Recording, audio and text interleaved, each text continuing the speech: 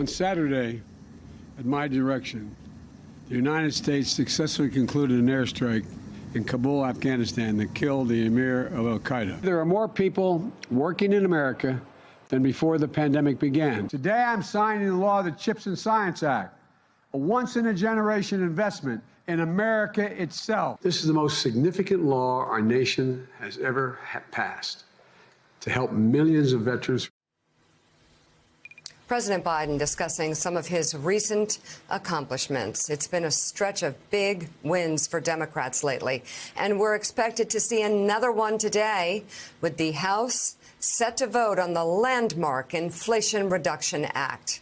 The bill passed in the Senate earlier in the week after intense negotiations between West Virginia Democrat Joe Manchin and Majority Leader Chuck Schumer. And the Senate Majority Leader joins us now. Thank you very much for being on the show. Congratulations on the work to get this really landmark legislation done.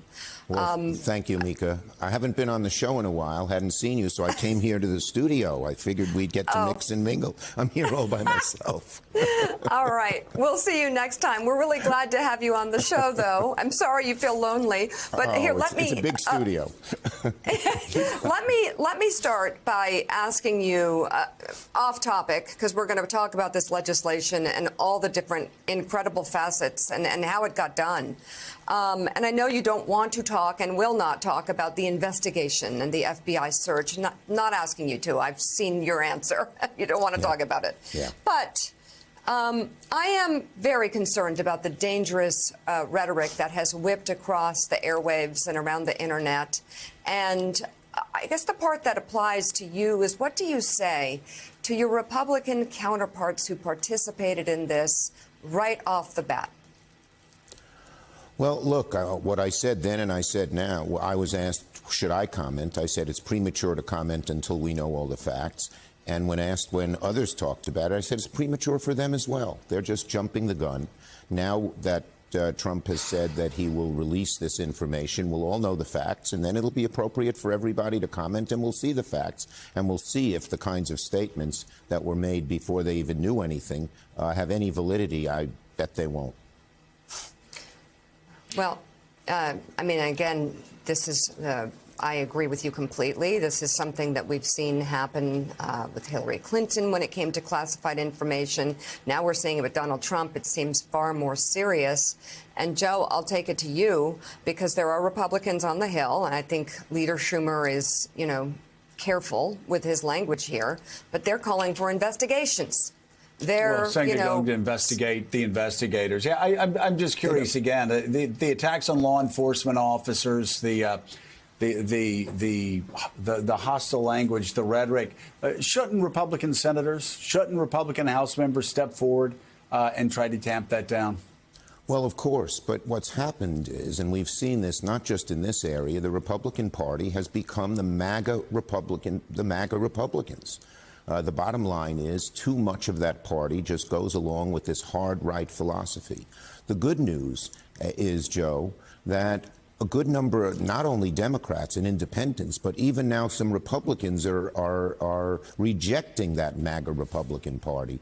There's about 20%, frankly, of the electorate that is either mainstream Republican, non-MAGA, or independents who lean Republican. They're moving in our direction, and their only doubt has been, well, we don't like where the Republicans are going, but if the Democrats stay in power or gain more power, can they get anything done? And I think what's so important is what we've done in the last 6 weeks shows that we can get a lot done. And I think the contrast is a great contrast. You have a MAGA Republican Party that's turning off at least a certain segment of Republicans and leaning Republican independents. And now you have a Democratic Party that says, hey, we can do a lot of things. We can get things done that really make your lives better. And I think it's going to serve us very, very well in November. So before we talk about the contents of the bill, let's talk about the big question. How did this get done? I mean, for a year and a half, we saw Democrats debating each other, attacking each other in the halls, running to members of the press, talking about why other Democrats were inadequate in their responses or positions on different issues. And then you and Joe Manchin come out and announce that you've got a deal. How did it happen? I'll describe one word that helped get this done more than anything else: persistence. We just kept at it. That's who I am. I'm a persistent fella. And we had a lot of obstacles and roadblocks and dead ends, but we kept at it because we knew how important it was to get something done. And even though it wasn't everything everybody wanted, certainly not I wanted, it's a major, major accomplishment, and there's almost universal acceptance in the Democratic Party. You saw it was a unanimous vote. And I'm going to, if you'll indulge me, I'll tell you one more point which relates to this. So my dad passed away in November, and I was very close to him. Mika, I know you lost your dad recently as well, and maybe you understand this. He's still sitting here with me. He had a difficult life. He had a junky little exterminating business. He hated it. He never complained. He was a brilliant guy, but could never go to college due to circumstances, and never resented other people who might have gotten a better break than him. But he taught me two things above all, and they're with me. One, always try to help people who need help. That's one of the most noble things you can do. But second, he said, if you know you're doing the right thing and you're sure of it, and you persist and you keep at it, God will make sure, as he put it, God will make sure you succeed. That's motivating me, and I think a lot of us here.